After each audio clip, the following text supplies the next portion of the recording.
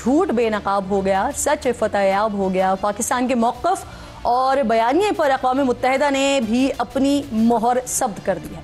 माहिरीन की खुसूसी रिपोर्ट ने 7 मई के भारतीय हमले और सिंतास मुआहदे की मअतली के इक़दाम को गैर कानूनी करार दे दिया है। रिपोर्ट के मुताबिक भारत ने सिक्योरिटी काउंसिल को बताए बगैर पाकिस्तान के खिलाफ यकतरफा ताकत का इस्तेमाल करके अक़वाम मुत्तहिदा के चार्टर की खिलाफ वर्जी की है। रिपोर्ट में जिम्मेदारों को कानून के मुताबिक सजा देने पर भी जोर दिया गया। अब सवाल यहाँ ये है कि क्या ये मुमकिन भी है, क्योंकि इसके जिम्मेदार तो सीधे सीधे भारतीय वजीर आज़म नरेंद्र मोदी हैं, जिन्होंने अपने सियासी मफाद के लिए खित्ते को आग में धकेला। एक और अहम खबर, 9 मई केस का एक और फैसला सामने आ गया है। लाहौर की इंसदादे दहशतगर्दी अदालत ने यास्मीन राशिद, एजाज चौधरी, मियां महमूद रशीद और उमर सरफराज टीमा को 10 साल कैद की सजा सुना दिया है। हस्बे रिवायत शाह महमूद कुरैशी को यहाँ भी क्लीन चिट देते हुए बाइज्जत बरी कर दिया गया है। अब सवाल यहाँ पर यह बनता है कि शाह महमूद कुरैशी की बरीयत उन्हें रिहाई भी दिलवा सकेगी। मेरे इंतहाई मोअज़्ज़िज़ मेहमान कमर ज़मान कायरा साहब प्रोग्राम में मुझे ज्वाइन कर रहे हैं। आपकी बेहद शुक्रगुजार हूँ आपके वक्त की। सर, सबसे पहले ज़रा ये जो कल कौमी कॉन्फ्रेंस होने जा रही है, अपोजिशन की कॉन्फ्रेंस होने जा रही है, इस पर बात कर लेते हैं। कायरा साहब, पहले खबरें आ रही थी कि मुस्लिम लीग नून को तो नहीं, लेकिन पाकिस्तान पीपल्स पार्टी को इसमें इन्वाइट किया जाएगा, दावत दी जाएगी। अगर पीपल्स पार्टी को दावत दी जाती सर, तो फिर क्या आप लोग जाते? और इस सूरत हाल में पीपल्स पार्टी अपोजिशन और हुकूमत के दरमियान कोई मसालिहती किरदार अदा कर सकती थी? गो के फिर दावत आई नहीं, ये सिर्फ बात ही हुई। कायरा साहब, देखिए, ये सब तो मिसाली बात ही हो सकती है। अगर दावत दी जाती तो मेरी जमात यकीनन इसको कंसिडर करती है। और पीपल्स पार्टी हमेशा मुल्क के अंदर सियासी मफाद की बात करती है जी, उसकी चैंपियन है। और हम यकीनन कोशिश करते हैं कि अगर कोई बेहतर रास्ता निकल सकता है, कोई दरमियानी रास्ता निकल सकता है तो करते। लेकिन इवन देन उन्होंने अगर दावत नहीं दी तो ये उनका इस्तेहकाक है, वो हक बजानिब है। वो जिसको चाहे दावत दें, जिसको चाहे ना करें। सही। अच्छा कारी साहब, ये भी फरमाइएगा, आप मुल्क में नए सूबों और इंतजामी यूनिट्स की बात हो रही है, नून लीग हो गई, MQM हो गई, IPP हो गई, तमाम जमातें जो है वो इसके हक में हैं। पीपल्स पार्टी मुखालिफत कर रही है। आज मौलाना साहब कह रहे हैं कि अगर इंतजामी तौर पर नए सूबे बने तो कोई कदगन नहीं है। सर, पीपल्स पार्टी किसी बात की मुखालफत नहीं करती। पीपल्स पार्टी आइन के मुताबिक चलने की बात करती है। नए सूबे बनने चाहिए तो पहली बात यह है कि नए सूबे बनने की कोई जवाज होगा और वो क्या है, उसके ऊपर बहस होनी चाहिए। मसलन नए सूबे बनने हैं तो क्यों? नए सूबे बनने की वजह यह है कि छोटे सूबे बन जाएंगे तो लोगों को सर्विसेज बेहतर डिलीवर हो सकेंगी, इंतजामी मामला बेहतर तरीके से चल सकेंगे। Fair enough.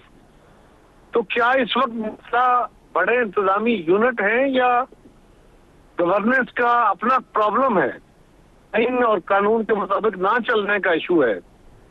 और जो हमारी डेमोक्रेटिक सेटअप है उसमें फेडरल प्रोविंशियल ये 2 सेटअप तो मौजूद है, लेकिन इसके नीचे लोकल बॉडीज का वो टियर जो सर्विसेज काम करता है बुनियादी तौर पे दुनिया में, हम डेमोक्रेसी के उस मॉडल को बिल्कुल या तो इग्नोर किए बैठे हैं या हमेशा उसको इत्माम हुज्जत के तौर पे इस्तेमाल करते हैं। हमने कभी उसको रियल टाइम इस्तेमाल नहीं किया, बल्कि मुल्क के अंदर जब भी कभी गैर जमहूरी हुकूमतें होती हैं तो वो सूबाई और कौमी असम्बलियों के मुतबादल लोकल बॉडीज के निज़ाम को अपने सपोर्ट के लिए इस्तेमाल करती हैं। इसलिए पॉलिटिकल पार्टियां उसको तकरीबन डिसोन करती हैं या उसके बारे में इतनी सीरियस नहीं होती। तो पहला सवाल यह है कि सर्विसेज सेक्टर को बेहतर करने के लिए, सर्विस डिलीवरी को बेहतर करने के लिए एक फाल लोकल बॉडीज का निजाम चाहिए या छोटे इंतजामी यूनिट? अगर छोटे इंतजामी यूनिट वाकई निजाम को बेहतर कर सकते हैं, हमारी बैड गवर्नेंस को दूर कर सकते हैं, हमारे दीगर जो मसाइल है उसका हल निकाल सकते हैं, तो क्यों नहीं? उसका एक तरीकाकार मौजूद है। इस वक्त मुल्क में बहस है कि हर डिवीजन के ऊपर बने या सूबों के अंदर बड़े सूबे बने। बिस्मिल्लाह, जिसका हक है सबको। ये जमहूरियत में डायलॉग नहीं रुकता, डायलॉग का हक है आपको। डायलॉग मेरी एक बात सुनिए जरा, आपने सवाल कर लिया ना, इसको जरा एड्रेस करने दीजिए। जमातों का हक है, ये बहस कीजिए, लोगों को कायल कीजिए और अपने एजेंडा में, अपने मैनिफेस्टोज में डाल के अगले इंतखाबात के अंदर लेके जाइए लोगों के पास। अगर लोग कहते हैं कि नए सूबे मसाइल का हल है, आपको मसले का हल देते हैं, एजेंडे का आपको सपोर्ट फराहम करते हैं, तो आइए असेंबलियों में आइन एक रास्ता देता है और उस तरीका कार के मुताबिक सूबाई असेंबलियां वहां से रेजोल्यूशन करें। ये जो एक हमारे बहस है ना जी कि पता नहीं 28वीं तरमीम में क्या हो जाएगा, नए सूबे का एक मसला बन जाएगा। नो, ये ऊपर से नहीं चलता, ये टॉप टू बॉटम नहीं होता, ये बॉटम से टॉप पे जाना है।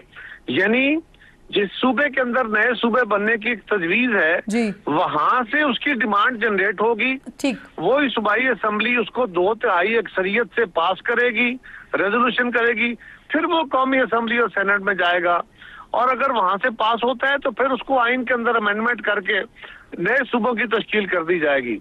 लेकिन ये वफाक से सूबों में नहीं आना, उस तरीका कार के मुताबिक चलिए, किसी को कोई एतराज नहीं होगा। ये जो इस वक्त बहस है कि जी नए सूबे बनेगी, कौन जमात मुखालफत करती है, कौन सी नहीं करती, ये लायानी बहस है। ठीक, सर एनएफसी में भी तब्दीली की बातें हो रही है ना कि पीपल्स पार्टी का मौकफ तो इस हवाले से बड़ा दो टोक है, लेकिन जब मैं हुकूमती वज़रा से इस बारे में पूछती हूँ तो वो बड़ा पॉजिटिव बात कर रहे होते हैं और वो ऐसा बता रहे होते हैं कि वो आप लोगों को मना लेंगे। वो कह रहे हैं, राना सनाउल्लाह साहब को अगर मैं कोट करूं तो वो कह रहे हैं कि ये तो फैसला हो चुका है, ये तो करना ही करना है। सर देखिए, अगर तो किसी ने ताकत से करना है तो उसकी अपनी मर्जी है, और अगर आइन और कानून के मुताबिक चलना है तो फिर उसके ऊपर एनएफसी के अंदर तरमीम के लिए आइन में तरमीम करनी है, और आइन से पहले अपने एनएफसी के जो तरीकाकार है उसके मुताबिक चलना है। उसमें पीपल्स पार्टी का मौकफ एक वाज़ेह तौर पे क्लियर है। हुकूमती इत्तेहाद या हुक्मरान जमात, वो राना साहब हों या कोई और, हमारे राना साहब बड़े मोतबर हैं, बड़े हमारे भाई हैं, वो जो कह रहे हैं वो पीपल्स पार्टी के साथ डायलॉग करें। पीपल्स पार्टी का एनएफसी के ऊपर वाज़ेह मौकफ है और उसका मौकफ का हम इजहार भी कर चुके हैं। वसाइल की तकसीम का एक फार्मूला तय हो गया है। अगर इस वक्त उन वसाइल की तकसीम के फार्मूले के मुताबिक चीजें सही तरह डिलीवर नहीं हो रही तो उस आईनी तरीकाकार को छेड़े बगैर हेलो जी बिल्कुल आपकी आवाज आ रही है कायरा साहब। आईनी इत्तेफाक राय को जिस पे पहले से इत्तेफाक राय हो चुका उसको छेड़े बगैर बाकी जराए ढूंढने चाहिए ताकि वफाक के जो वसाइल हैं उसमें इजाफा किया जा सके। ठीक वो कर ले।